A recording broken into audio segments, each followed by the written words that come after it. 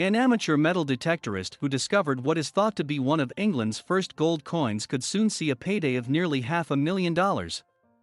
The Henry III gold penny, which was unearthed on farmland in Devon, in the country's southwest, was minted in about 1257 and depicts the former English king sitting on an ornate throne, holding an orb and scepter. It is one of only 8 such coins known to exist, many of which are in museums. The finder, who wishes to remain anonymous, didn't realize how valuable the coin was until he posted a photograph of the penny on Facebook. That's where Gregory Edmund, a numismatist with auctioneer Spink and Son, spotted it. This was one of his first prospecting days in many, many years, so he obviously couldn't quite believe what he discovered, Edmund told CNN, referring to the detectorist. It was a happenstance discovery while prospecting perfectly legally within the remit, and it's just the case that this particular finder didn't quite appreciate how important the find was until they sought expert opinion. Under the United Kingdom's Treasure Act of 1996, the hobbyist who found the coin is able to keep and sell it, as it's not considered to be part of a wider discovery. The rare coin could see a windfall as much as £400,000, $546,000, according to a pre-sale estimate by British auctioneer Spink and Son in London, where it is going under the hammer on Sunday.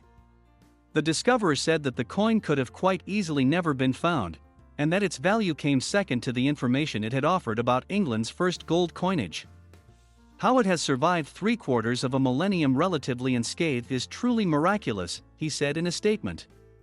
Like every hobbyist who continues to dream, my wish that day came true, and I just happened to be the very fortunate one. A rare discovery. King Henry III ruled England from 1216 until his death in 1272, one of the longest reigns in the country's history.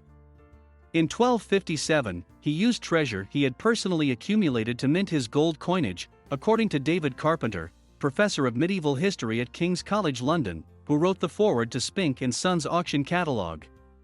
Henry's coinage was the first to be cast in gold since the Norman conquest, with the economy relying on silver coins since then. Edmund said that the new gold coinage could have been made from Byzantine coins and Islamic gold dinars, revealing trade routes between Europe and the Middle East at the time.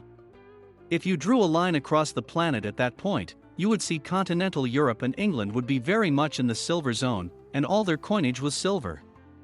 And then in the East, in the Middle East, so the spice-rich Middle East, it would be gold, Edmund said. At this time you see a huge crossover. So you start getting gold coins in the West, and silver coins in the East at this point. And basically that shows very clearly the two sides are speaking to one another, and they're involved in one another.